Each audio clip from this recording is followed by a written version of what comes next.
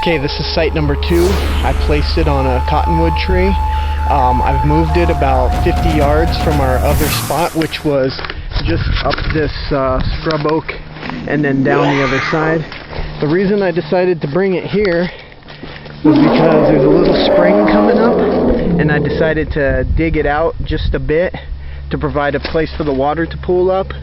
And so then looking back towards the lone cottonwood tree, I could tell that there was some water in this area.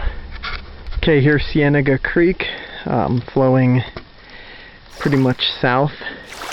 And what I've done is, I had mentioned before, the other camera was just upstream from here, and it was in a completely enclosed, fenced-in area, I think to keep the cattle out. But that might also have an effect on other wildlife visiting. So I've moved that camera here underneath a large tree trunk of a sycamore tree. So there's the camera, and it's pointing this direction out, looking over the water and out across. Okay, so about, I'd say 30 to 40 yards downstream from our last site, but outside of the fence. So hopefully it doesn't get taken.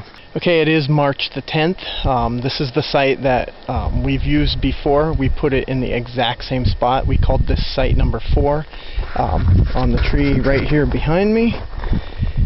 And then the only thing that's changed is this trail leading through is a little more well defined, and I can see actual prints where animals have walked. Here's the droppings that I told you about before, the elk droppings.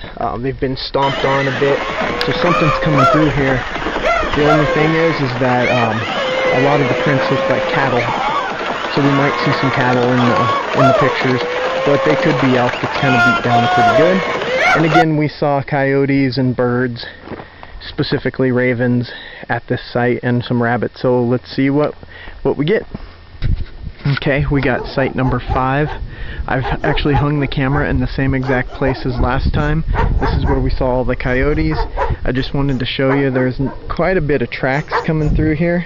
The soil is quite fluffy and loose, so it holds the tracks well, but there are some small deer droppings, some larger deer droppings here, and quite a bit of deer tracks. There's an actual nice track, probably a doe, not very big, but we're gonna come right over here. Last time I had the bratwurst right in this area, and the cracked corn back that way.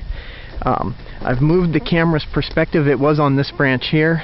I moved it over to this branch, more of a perspective out there, as opposed to before. The perspective was kind of looking this way. Okay, again, site number 5. Okay, site number 6, which is the 5th site that we've chosen to put out this time, which again, it's March 10th. I've moved about 100 yards downstream from the 2 large tanks that we had with the well.